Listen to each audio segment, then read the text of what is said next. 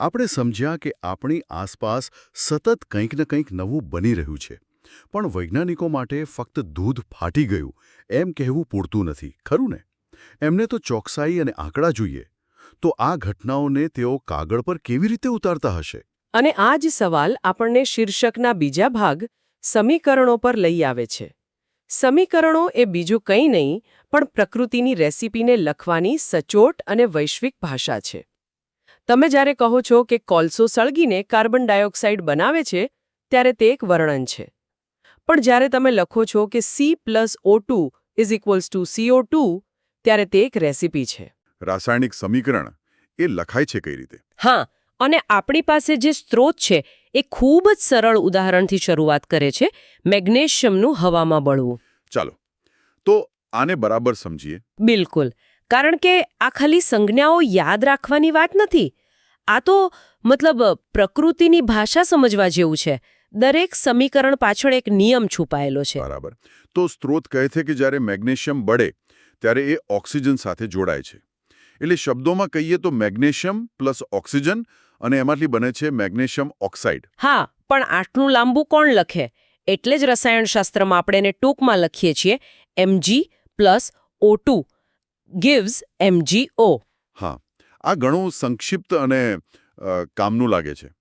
તીરની ડાબી બાજુ જેને LHS કહીએ અને જમણી બાજુ RHS. હા, પણ અહીં જ એક રસપ્રદ વાત છે. જો આપણે બંને બાજુએ દરેક તત્વના પરમાણુ ગણીએ તો શું થાય છે? ચાલો જોઈએ.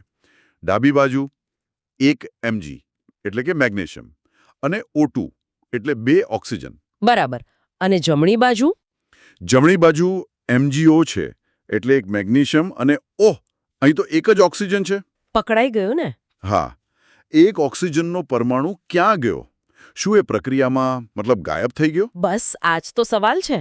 અને એનો જવાબ છે ના, એ ગાયબ ન થઈ શકે. તો પછી આ સમીકરણ? આ સમીકરણને સ્ત્રોત અસમતોલિત કહે છે. એને પ્રક્રિયા માટેનું માળખાકીય રાસાયણિક સમીકરણ પણ કહેવાય છે. એક કાચો ડ્રાફ્ટ સમજી લો. માળખાકીય સમીકરણ. તો આ અધૂરું છે. એકદમ.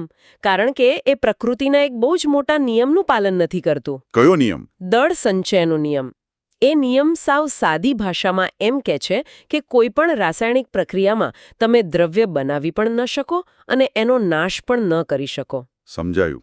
એટલે પ્રક્રિયા પહેલા જેટલા પરમાણુ હોય બરાબર, એટલા જ પરમાણુ પ્રક્રિયા પછી પણ હોવા જોઈએ. માત્ર એમની ગોઠવણ બદલાય છે. તો આપણું પેલું Mg+O2 gives MgO વાળું સમીકરણ આ નિયમ તોડી રહ્યું છે. હા, એટલે એને સંતુલિત કરવું જ પડે. બરાબર. આ છે સમતુલિત રાસાયણિક સમીકરણો પર એક સંક્ષિપ્ત માહિતી. તમે ક્યારે વિચાર્યું છે કે રાસાયણિક પ્રક્રિયાઓ કેવી રીતે લખાય છે અને શા માટે તેમાં તીરની બંને બાજુ બધું સરખું હોવું જોઈએ? જુઓ, આ બધું દળ સંચયના એક મૂળભૂત નિયમ પર આધારિત છે, જે કહે છે કે પ્રક્રિયામાં દ્રવ્યનું ન તો સર્જન થાય છે કે ન તો વિનાશ. તો પહેલો મુદ્દો, દળ સંચયનો નિયમ એ જ પાયો છે.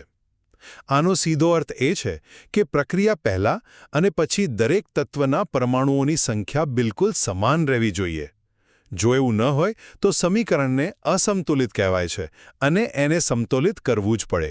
બીજું, ચાલો એક ઉદાહરણ જોઈએ. ઝિંક અને સલ્ફ્યુરિક એસિડનું. આનું રાસાયણિક સૂત્ર છે Zn + H2SO4 = ZnSO4 + H2. હવે ચાલો ગણતરી કરીએ. બરાબર? તીરની બંને બાજુ જુઓ.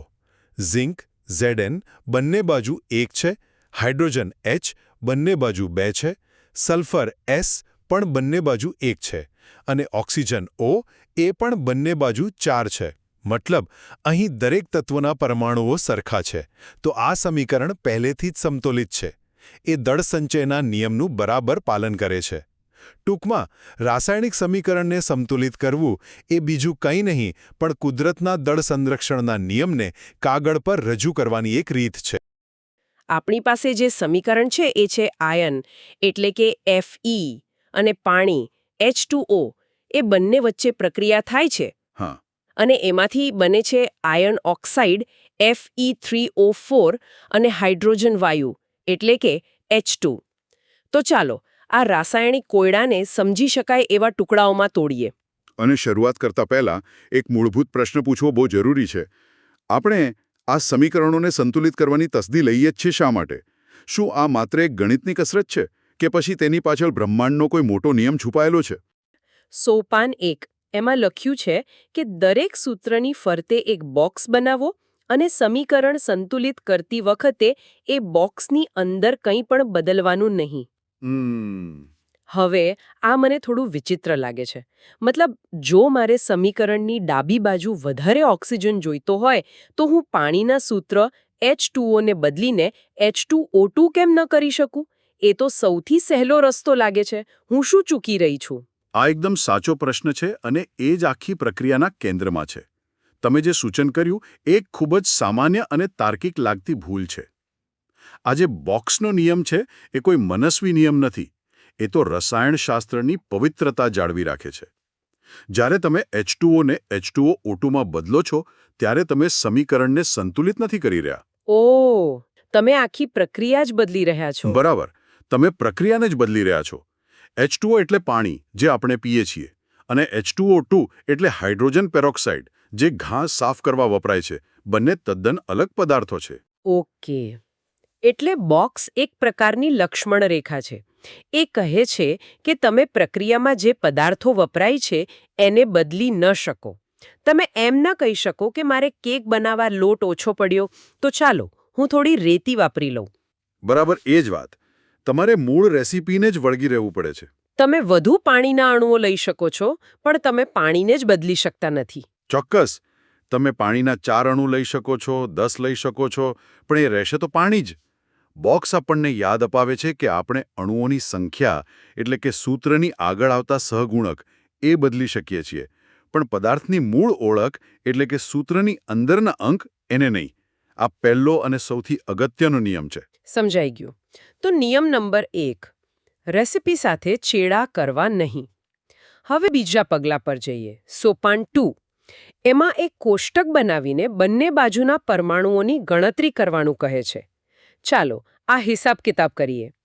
ડાબી બાજુ એટલે કે પ્રક્રિયકોમાં આપણી પાસે છે 1 આયર્નનો પરમાણુ, 2 હાઇડ્રોજનના પરમાણુ અને 1 ઓક્સિજનનો પરમાણુ.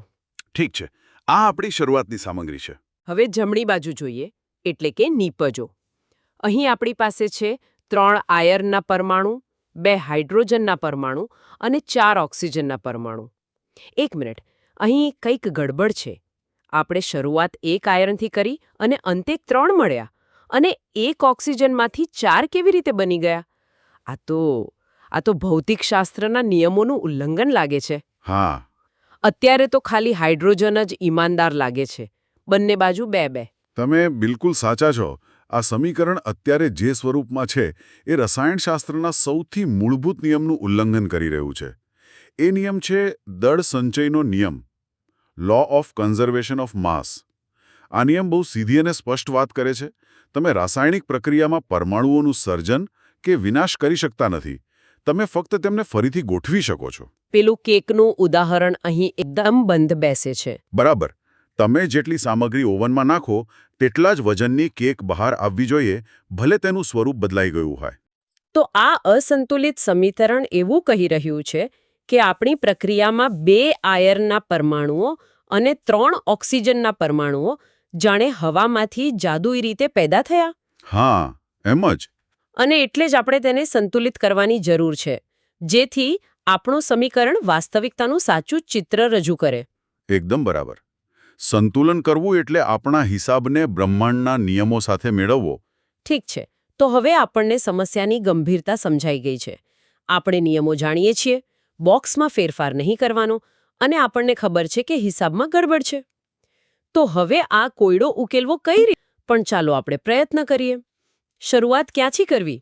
એક સારી વ્યૂહરચના એ છે કે હંમેશા સૌથી જટિલ દેખાતા સંયોજનથી શરૂઆત કરવી. આપણા સમીકરણમાં એ છે જમણી બાજુએ આવેલું Fe3O4. એમાં સૌથી વધુ પરમાણુઓ છે. ઓકે, ચલો એમાં રહેલા ઓક્સિજનને પહેલા પકડીએ. બરાબર. તો જમણી બાજુ Fe3O4માં 4 ઓક્સિજનના પરમાણુ છે, જ્યારે ડાબી બાજુ પાણી એટલે કે H2O એમાં માત્ર એક જ છે. તો હવે શું?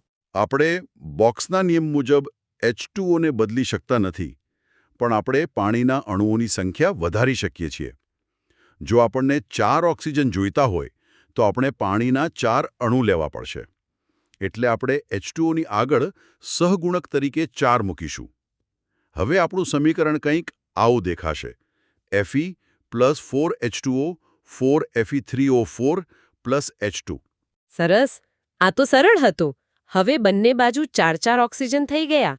ઓક્સિજનનો હિસાબ બરાબર. પણ એક મિનિટ, આપણે ઓક્સિજનને સરખું કરવા ગયા અને હાઇડ્રોજનનો હિસાબ બગાડી નાખ્યો. હવે ડાબી બાજુ 4 × 2 એટલે કે 8 હાઇડ્રોજનના પરમાણુ થઈ ગયા, જ્યારે જમણી બાજુ તો હજી 2 જ છે. હા, આવું જ થાય. આ એક સાંકળ પ્રતિક્રિયા જેવું છે. તમે એક વસ્તુને ઠીક કરો અને બીજી વસ્તુ પર તેની અસર પડે.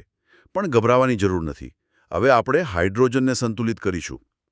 ડાબી બાજુ 8 હાઇડ્રોજન છે, તો જમણી બાજુ પણ 8 કરવા માટે શું કરવું પડશે? જમણી બાજુ આપણી પાસે H2 છે. જો આપણે તેની આગળ 4 મૂકી દઈએ તો 4 × 2 એટલે 8 હાઇડ્રોજન થઈ જશે. તો સમીકરણ બનશે Fe + 4H2O 4Fe3O4 + 4H2. શું હું સાચી છું? તમે એકદમ સાચા માર્ગ પર છો. હવે જુઓ, ઓક્સિજન સંતુલિત છે, હાઇડ્રોજન પણ સંતુલિત છે. હવે માત્ર એક જ તત્વ બાકી રહ્યું છે. આયન. અત્યારે જમણી બાજુ Fe3O4 માં 3 આયનના પરમાણુ છે અને ડાબી બાજુ બિચારો એકલો જ છે. આ તો સૌથી સહેલો ભાગ હોવો જોઈએ. આપણે ડાબી બાજુના Fe ની આગળ 3 મૂકી દઈએ. બસ, થઈ ગયું. હવે આપણું અંતિમ સમીકરણ છે 3Fe + 4H2O = Fe3O4 + 4H2. ચાલો, હવે અંતિમ હિસાબ તપાસ કરી લઈએ. બધું બરાબર છે કે નહીં? ચાલો ગણીએ. ડાબી બાજુ 3 આયન, 4 × 2 એટલે 8 હાઇડ્રોજન અને 4 × 1 એટલે 4 ઓક્સિજન. બરાબર. હવે જમણી બાજુ 3 આયન, 4 × 2 એટલે 8 હાઇડ્રોજન અને 4 ઓક્સિજન. અરે વાહ, બધું બરાબર મળી ગયું. ડાબી બાજુ બરાબર જમણી બાજુ. દળ સંચયનો નિયમ હવે સચવાઈ ગયો. અને તમે જોયું કે આ પ્રક્રિયા કોઈ અટકળ કે અનુમાન પર આધારિત નથી. તે એક પદ્ધતિસરની તાર્કિક પ્રક્રિયા છે. મને યાદ છે, કોલેજમાં વિદ્યાર્થીઓ આ જ ભૂલ કરતા. તેઓ સમીકરણને ઝડપથી સંતુલિત કરવાના પ્રયાસમાં સૂત્રો જ બદલી નાખતા. પણ જેઓ આ પદ્ધતિને અનુસરતા, તેઓ ગમે તેવા જટિલ સમીકરણને પણ સરળતાથી ઉકેલી લેતા. ખરેખર, જ્યારે તેને આ રીતે સ્ટેપ બાય સ્ટેપ તોડવામાં આવે ત્યારે તે કોઈ જાદુ નહીં, પણ એક કોયડો ઉકેલવા જેવું લાગે છે. સૌથી ગૂંચવણભર્યા ભાગથી શરૂ કરો અને ધીમે ધીમે બધું ગોઠવતા જાઓ. અને તે માત્ર રસાયણશાસ્ત્ર માટે જ નહીં, જીવનની ઘણી સમસ્યાઓ ઉકેલવા માટે પણ એક સારો અભિગમ છે. તો હવે જ્યારે આપણે સમીકરણને સફળતાપૂર્વક સંતુલિત કરી લીધું છે, ત્યારે મારા મગજમાં એક બીજો પ્રશ્ન આવ્યો છે. જ્યારે હું લોખંડ અને પાણી વિશે વિચારું છું ત્યારે મને સીધો જ કાટ લાગવાની ક્રિયા યાદ આવે છે. પણ મેં વાંચ્યું છે કે સામાન્ય કાટનું સૂત્ર Fe2O3 હોય છે, જ્યારે આપણે જે નીપજ બનાવી તે Fe3O4 છે. આ બંનેમાં શું ફરક છે? આ એક ખૂબ જ ઊંડાણપૂર્વકનું અવલોકન છે. તમે જેની વાત કરી રહ્યા છો તે આપણને બતાવે છે કે રસાયણશાસ્ત્રમાં માત્ર શું પ્રક્રિયા કરે છે એ જ નહીં, પણ કેવી રીતે અને કઈ પરિસ્થિતિમાં પ્રક્રિયા કરે છે એ પણ એટલું જ મહત્વનું છે. સામાન્ય કાટ એટલે કે Fe2O3 એ સામાન્ય તાપમાને હવાના ભેજ અને ઓક્સિજનની હાજરીમાં બને છે. પરંતુ આપણે જે પ્રક્રિયાને હમણાં સંતુલિત કરી, જેમાં Fe3O4 બને છે, તે સામાન્ય પરિસ્થિતિમાં નથી થતી.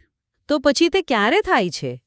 આ પ્રક્રિયા ત્યારે થાય છે જ્યારે લાલચોળ ગરમ લોખંડ પરથી ખૂબ ઊંચા તાપમાને પાણીની વરાળ એટલે કે સ્ટીમ પસાર કરવામાં આવે છે. પ્રવાહી પાણી નહીં, પણ વરાળ. પરિસ્થિતિ બદલાઈ, તાપમાન વધ્યું, પાણીનું સ્વરૂપ બદલાયું અને પરિણામે નીપજ પણ બદલાઈ ગઈ. ઓહ! Fe3O4, જેને મેગ્નેટાઇટ પણ કહેવાય છે, તે એક અલગ પ્રકારનો આયન ઓક્સાઇડ છે. એ ચુંબકીય ગુણધર્મ પણ ધરાવે છે. આ તો ખૂબ જ રસપ્રદ છે. એનો અર્થ એ કે એક જ પદાર્થ જેમ કે પાણી અલગ અલગ પરિસ્થિતિમાં તદ્દન અલગ રીતે વર્તન કરી શકે છે. બરાબર. પ્રવાહી તરીકે તે ધીમે ધીમે કાટ લગાવે છે, જ્યારે વરાળ તરીકે તે ગરમ લોખંડ સાથે પ્રક્રિયા કરીને કંઈક અલગ જ બનાવે છે. ચોક્કસ. અને આ જ વાત આપણને આજના વિશ્લેષણના અંતે એક વિચારવા જેવા મુદ્દા પર લાવીને મૂકે છે. અને તે શું છે? વિચાર એ છે કે આપણી આસપાસના બીજા કયા પરિચિત પદાર્થો જેને આપણે રોજબરોજ જોઈએ છીએ અને સ્થિર માનીએ છીએ તે આત્યંતિક પરિસ્થિતિઓમાં જેમ કે અત્યંત ઊંચું તાપમાન, ભારે દબાણ કે પછી કોઈ ખાસ ઉદ્દીપકની હાજરીમાં તદ્દન અણધાર્યું અને અલગ વર્તન કરતા હશે. જે પદાર્થને આપણે સામાન્ય માનીએ છીએ તે કદાચ યોગ્ય સંજોગોમાં એક નવું જ અજાણ્યું સ્વરૂપ ધારણ કરી શકે છે. વિજ્ઞાન આપણને માત્ર જે દેખાય છે તે જ નહીં, પણ જે શક્ય છે તેની દુનિયા પણ બતાવે છે.